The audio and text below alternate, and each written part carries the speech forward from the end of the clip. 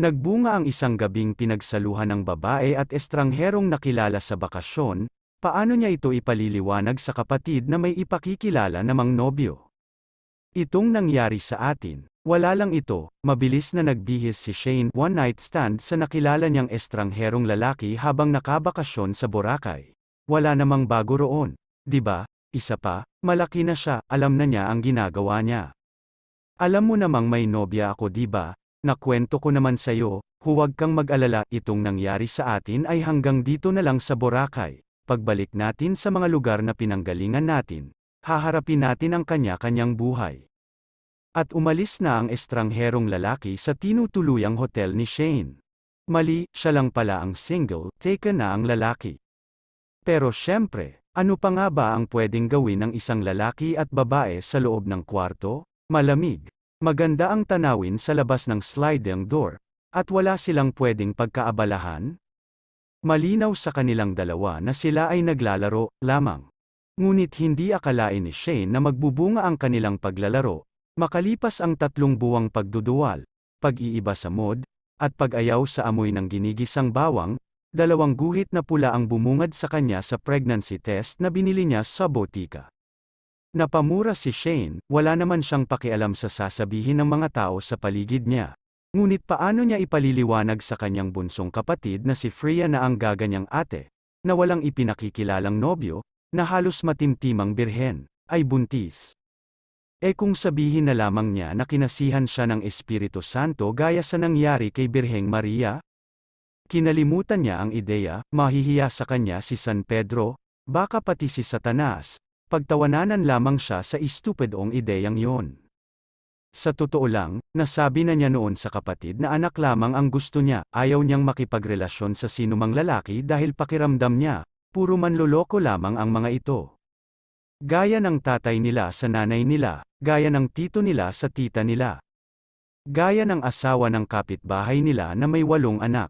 Kaya para kay Shane, hindi totoo ang konsepto ng pagsasama habang buhay, mag-asawa rin ang mga tao sa isa't isa. Bakit kailangan pa ng kasal? Hindi pag-ibig ang kasal, at ang kasal ay hindi pag-ibig. Ngunit naunahan ni Freya si Shane sa pasabog, isang gabi, dumating itong may kasamang lalaki, jowa raw. Ate, si Clark pala, nobyo ko, Clark, ang ate Shane ko. Hindi na iabot ni Shane ang kanyang kamay, gayon din ang lalaki, pareho silang natulos sa kanilang kinatatayuan.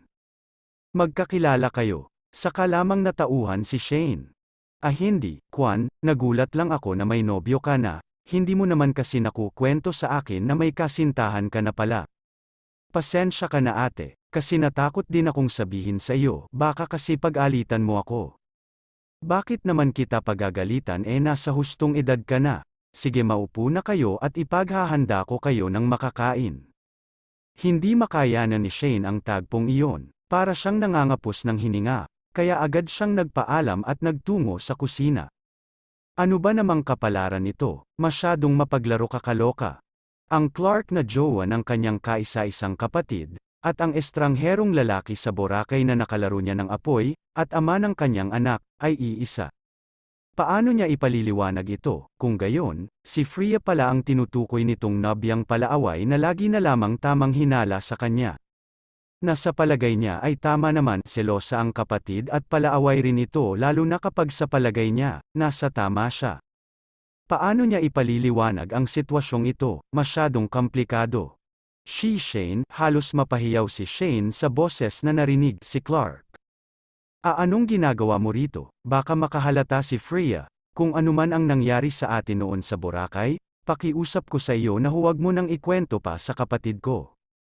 Makakaasa ka, gusto lang kitang kumustahin, ayos lang ako, huwag kang mag-alala tungkol sa akin. Si Shane na mismo ang umiwas, natatakot siyang malaman ni Freya ang kagagahang ginawa niya, na hindi naman niya akalaing nobyo nito.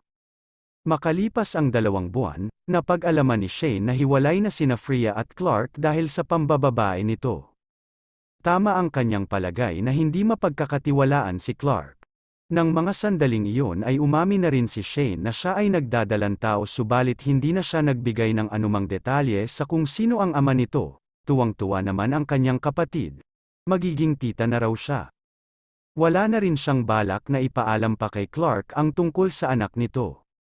Hindi na pala niya talaga maipapaalam, nabalitaan na lamang niya mula kay Freya na sumakabilang buhay si Clark dahil ang bagong kinakalantari nito ay may asawa rin pala. Nagpang-abot ang mga ito at binaril sa ulo si Clark. Mabuti na lamang at hindi ako nakapagpakasal sa kanya, iniligtas ako ng kapalaran, ate, wika ni Freya. Ipinasya ni Shane na ibaon na lamang sa lihim ang tungkol sa tunay na ama ng kanyang ipinagbubuntis. Dahil wala namang mapapala kung sasabihin pa niya, isa pa, mas pinili na lamang niyang kalimutan ang nakaraan dahil mas mahalaga ang kasalukuyan. Mag-isang itinaguyod ni Shane ang kanyang anak at si Freya naman ay ikinasal sa panibagong nobyo na mas tunay at tapat na nagmamahal sa kanya.